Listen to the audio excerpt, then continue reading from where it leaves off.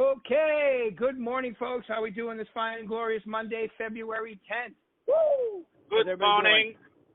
doing? Good morning, good morning. Good morning. Okay, hold on a second here. I got to do this.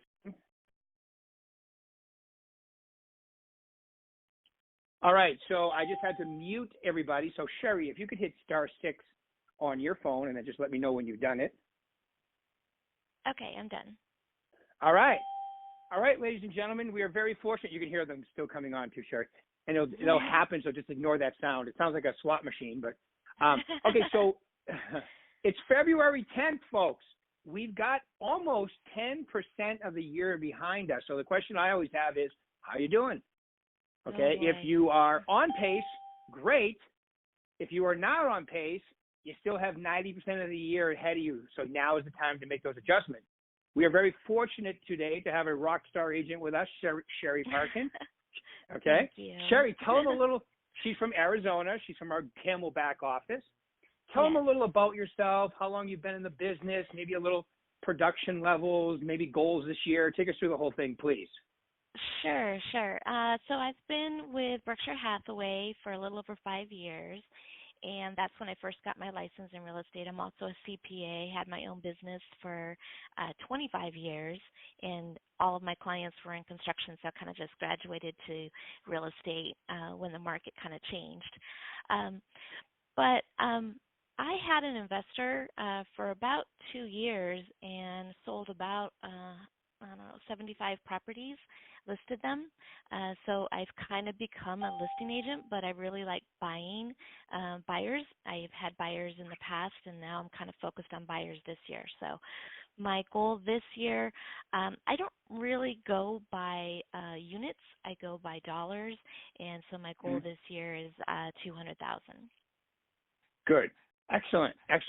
And where did you finish? Was it last year or the year before was your best year? It was the year before was my best year. I think I did 280,000. Mm-hmm. Yeah. And that puts you what number in the company? I was number 1 in Camelback and number 4 in all of Arizona. In all of Arizona. Perfect. That's good stuff. Yeah. Okay.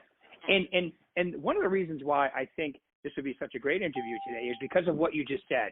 A lot of your business came from an investor, and so you were working with the investor, and now you're kind of reinventing yourself in how to do it a different way, right? Oh my gosh, yeah. Yeah. So I took the summer off. Yeah, I took the summer off. Definitely lost my momentum and had to start all over. Well, you took the summer off because you could, so congratulations. I did. Yeah, I did. I went to Europe and spent some time with my family, and I had a great time, went on a couple cruises, a long story, but yeah. But now I'm back at it, and I could say that I've been focused, I'd say since the first part of October, on really trying to get business again.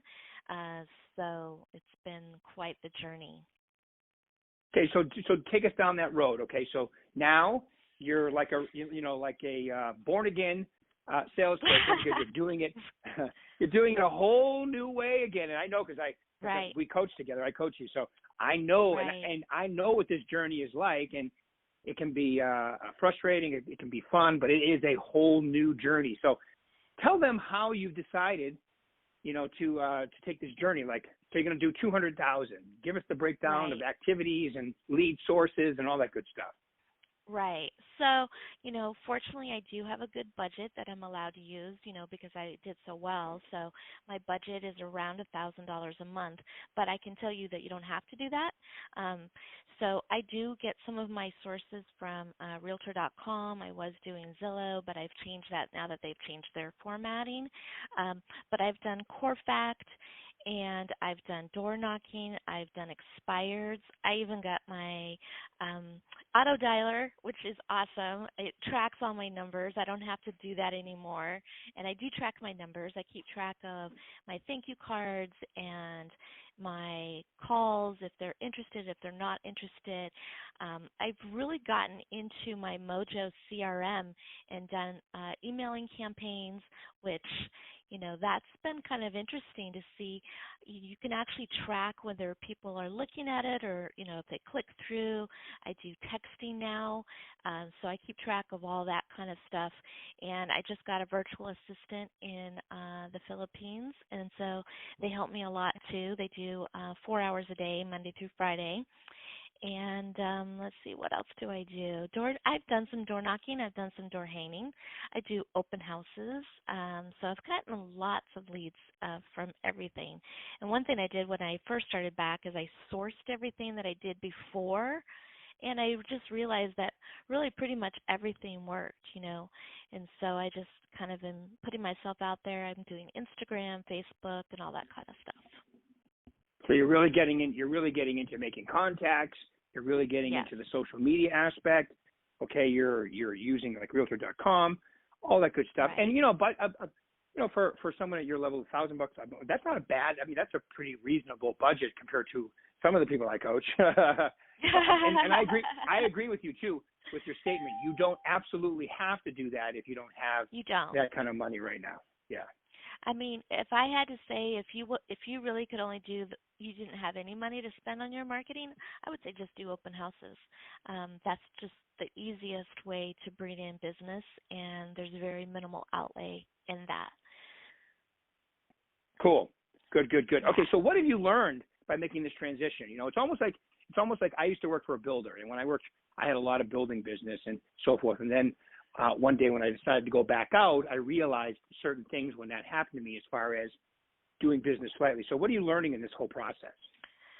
I think I learned, I created a lot of systems in order to do that kind of volume with my investor. And so I had a lot of really good systems in place. And I learned a lot from him too, like the CRM.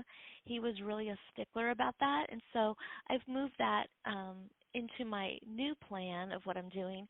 And I really keep track of my CRM, my follow-up.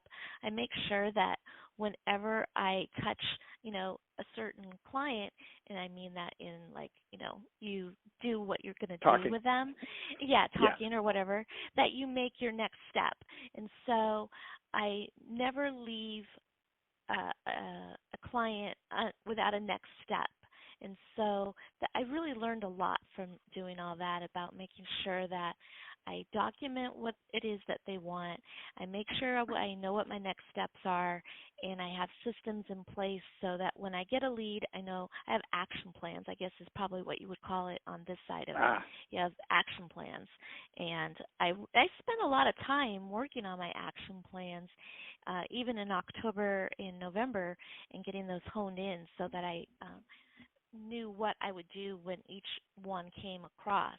And so I think that's really helped a lot. I've actually gotten a lot of leads from trying to find the right place for a buyer by going to untapped sources, people that have not even thought that they wanted to sell. And so I'm working on that end of it too, where I can get both sides of it. Nice. So as you're building your pipeline, your CRM, the more detailed you are, the better the notes you keep. And do you set them up on auto stuff? Like, are you using the auto stuff with the company, the Market Watch and the newsletters and things like that? I have newsletters that I create. So you guys give us a newsletter, and I incorporate that newsletter into my MailChimp. And I did start this. This is really cool. I have a thing on my phone now because I was not really good at putting my contacts into, my CRM, like when they were at a networking event, not the clients, not the customers and stuff like that, but just the networking. And so now I take a picture, this software, and then it syncs it with my Outlook, which then syncs it with my MailChimp. And so they automatically get a letter. They're automatically in my system. Everything is just automatic, and I don't have to worry about those business cards anymore. So I do my MailChimp newsletter mostly around holidays. And so, like I did Thanksgiving, Christmas, New Year's, Martin Luther King Day. I'm going to do one for Valentine's. And then the newsletter that you guys provide is now a link. And then I can see that click-through rate and see who all is clicking on to see that. And so then I actually go to those people that clicked on my newsletter and see, I also do AdWorks, and so I add them to the Sphere. So I've been getting some leads that way too. So like you're using a little of everything too, which is really good. So just because I think most people would recognize what you said, except for MailChimp. Tell them what MailChimp does for you. Well, MailChimp is a what do you call it? It's a mass way to send an email that everybody gets the same thing. But the best part about it is that you can find out whether they've bounced, whether they've unsubscribed, whether they clicked through, how many times. I saw one guy that clicked through 25 times, which I thought was interesting. But anyway, you get to know a lot about what they're doing. It was Christmas. I don't know. Maybe he was bored. But anyway, so it gives you a lot of data, and I'm a firm believer of getting to yes and getting to no just as fast. And so if somebody's going to unsubscribe to you or put a stop on your text, that's another thing that I do around the holidays is texting, because I was spending like hours texting happy, Thanksgiving or Merry Christmas to all these people, and I was like, there's got to be a faster way. And so I did that, and now I know, if somebody says stop, then good. I just take them, I move them to my dead file. I don't take them off just because, that list could be valuable to somebody else down the road, So, not everybody is a good fit for me, but they may be a good fit for somebody else. So right.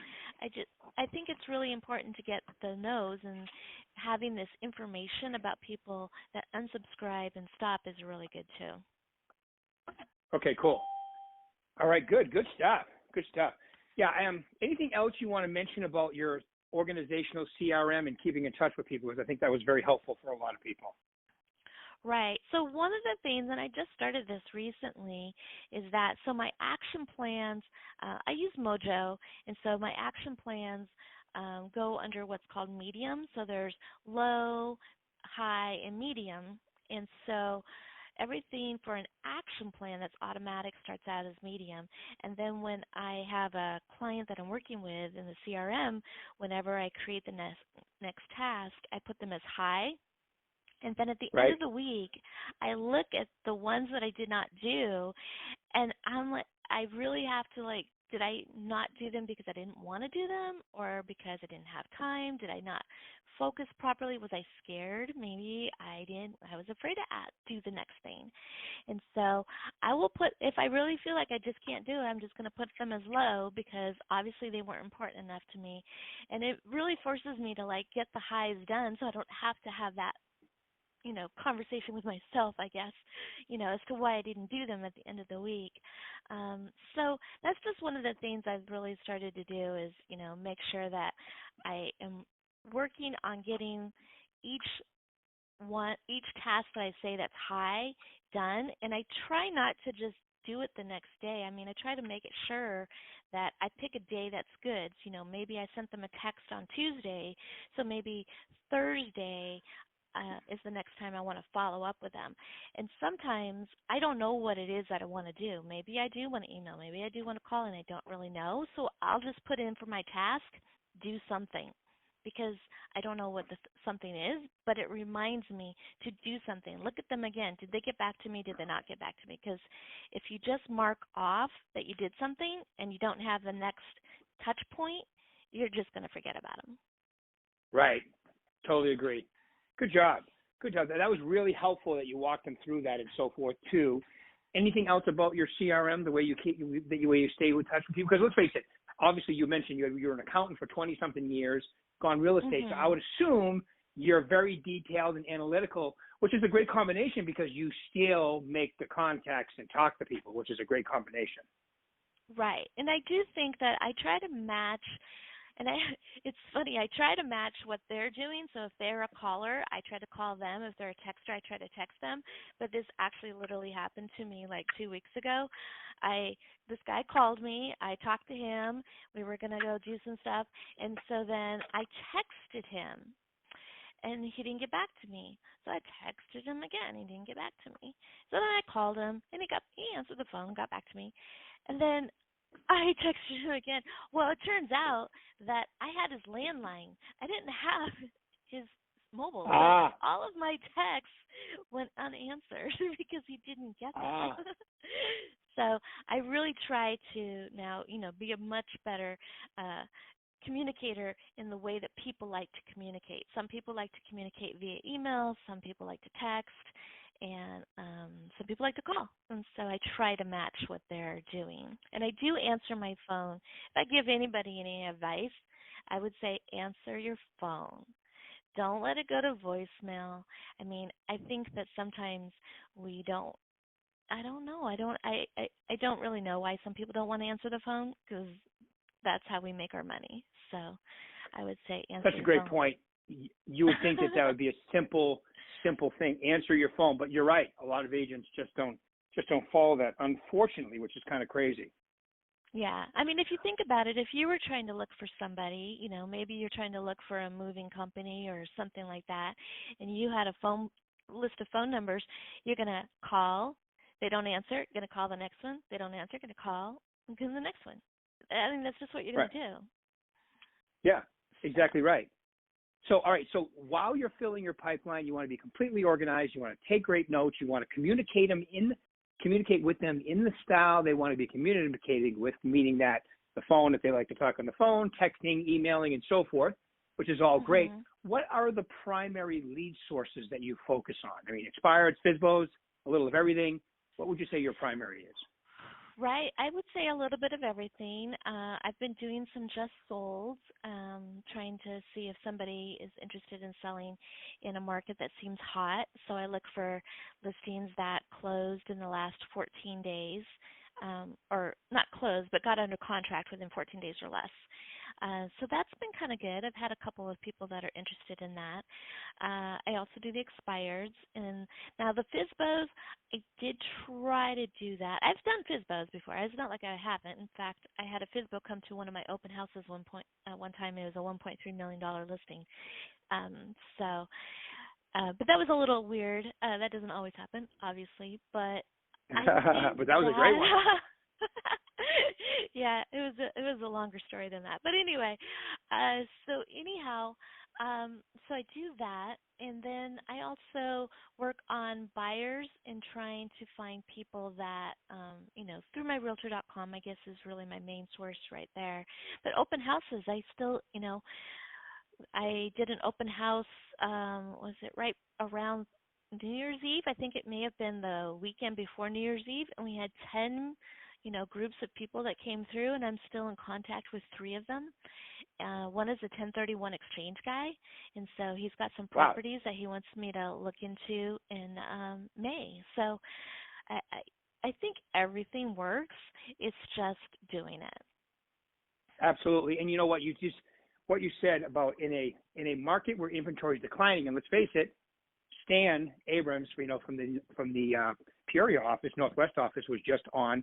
And he gave me some stats as of today, which was, I think he said 38% year over year. The MLS is down in Arizona because there used to be 16,000 a year ago on the market, and today there's like 9,500, which is kind of crazy. So what you just said about calling around listings and sales, especially just solds, in a declining inventory market is a extremely good way to take a list. And door knocking as well. Right. So, okay. All right. So we've come to that part of the call with about 9 minutes left, or 10 minutes left, where I have to ask you this question. I always ask everybody, because you're on a lot of these. I hear you before I have to mute everybody. So, okay, you've been in the business for a while now. You've been in business for 30 years. You've been in the real estate business for 5 or 6. And, top producing agent, okay, which is really good for the amount of time you've been in. If you were starting over again, knowing what you know now, or you're an agent trying to take it to the next level, what would be the 3 most important things you tell them to focus on? Gotcha. One of the things, and this started before I got my investor client, something that really resonated with me was Mark Stark. I was listening to him at a presentation, and he was talking about your mindset. He goes, if you think you can't handle, 3, you're not going to get any more than 3, because your mind isn't going to let you. It's going to make you stop. And so I really took that to heart, and it wasn't until after that, it was probably about 6 months after that, that the investor situation even came to me, where I was doing 8 to 10 a month. And so I don't think I could have done that if I didn't open up my mind, if I didn't allow myself to really think, I can handle it, I can do it, and just bring it to me and I'll figure it out, because I was really kind of like freaking out when I had 3 in escrow at that time. So I would say your mindset is number 1. So you have to have the mindset of abundance, meaning that you open yourself up. And I like what you said. Even if you don't know how to do it today, you have to be open to the possibilities, because otherwise you'll self-sabotage yourself if you're not open to it. Exactly. You'll figure it out. Love it. And just have enough faith in yourself that you'll figure it out. And so, number 2, I guess we didn't really talk about this. I'm also an author, and so I wrote the book Timer Organizer. So I'm a big timer organizer. I track my time. I would say track your time, know how you're spending your time, make sure that some of your time you're doing passive, some of your time you're doing active, some of the time you're doing marketing, some of it you're, not only creating marketing, but deciding on marketing. If I were a buyer, where would I be? If I were a seller, where would I be? Where would I go to? And so I think that making sure you know what you're doing with your time, and that's also your fun time, that you have downtime. So I'm a really big stickler on time. So I would say make sure you know where your time is going. So time block everything. Have a time super block everything. Organized time block schedule, and then and a lot of you, go ahead. I was going to say I time block my sleep. I make sure that I have a certain amount of sleep. I do the same thing. Yeah. It's so like a certain time comes, and I'm like, I am going to sleep. Yep. Yeah, exactly. Good. Go ahead. The last thing I would say is don't calculate your commission before it's in the bank. And I see this happen. They're like, hey, I got this buyer, they're going to do $1.5 million, or I got this seller, it's $750,000, I'm going to get this much. And I just think that you're doing yourself a disservice. I've had buyers that said that their budget was $1.5 million, and they ended up buying a $700,000 house. You've got to have excitement for them, no matter what. And it doesn't matter that they thought that they were going to buy this and now they're going to buy this. And you have to also understand that circumstances change. And I remember a long time ago, this was like 20 years ago, I was a CPA only at the time. I wasn't also a realtor. And this guy had sold one of my clients a insurance policy, and he was going to make a $10,000 commission. Well, he didn't get the paperwork done, and so what he did was he said, when my client said that his wife filed for divorce and he wasn't going to do it, he was like mad at me. I'm like, this guy just got told that his wife is leaving him for some internet after 10 years of marriage. This is your focus. Our focus is our clients. Our focus is not our money. The money will come. The money will come when you feel a sense of compassion and empathy towards everything that they're going through, and that's just where my last thought. Great point. Great point. Yeah. It's like the old Zig Ziglar line. If you help enough people get what they want, you'll always get what you want. And I've always agreed with that. And I'm going to tell you, Sherri, I agree with you. In today's real estate playing field, that is not a prevalent thing. So when you do that, they can feel it, okay? And they end up using you and referring you and all that good stuff because they can feel it. All right? Yeah. So that's an incredible point. Incredible point. All right. We have a couple minutes left here. Any final thoughts you want to leave with them? This has been great, by the way. Thank you very much. Any final thoughts you want to leave them? You're welcome. I would just say CRM. If keep track of your clients. Make sure that you put them in categories that, you know which ones are your focus points so they don't fall through the cracks. I mean, I can't imagine that there is one seasoned agent that did not lose somebody because they let somebody fall through the cracks. It will happen, but you got to do what you can so that it doesn't happen very often. So Awesome. I love it. I love it. Yeah. Okay. Yeah. Great. This has been absolutely fabulous. I really appreciate you taking the time out today to do this call with us. And I'll talk to you soon. Everybody else, we'll do this again in exactly 1 week. If there's anything I can do, keep in touch. And just a little note here, if you're in Las Vegas, I'm doing a success series all week at the St. Rose office, 1 to 4. And I'm also going to be at Summerlin this morning, 9 to 11. I'm going to be at Southwest tomorrow, same time. And I'll be Wednesday at Sahara and Friday at St. Rose. Sherri, once again, thank you very much for your time. This has been completely awesome. You're the best. Woo! Thank Go get them, you. folks. Have a great week. Thank you. Bye. Appreciate it. All right. Bye-bye now.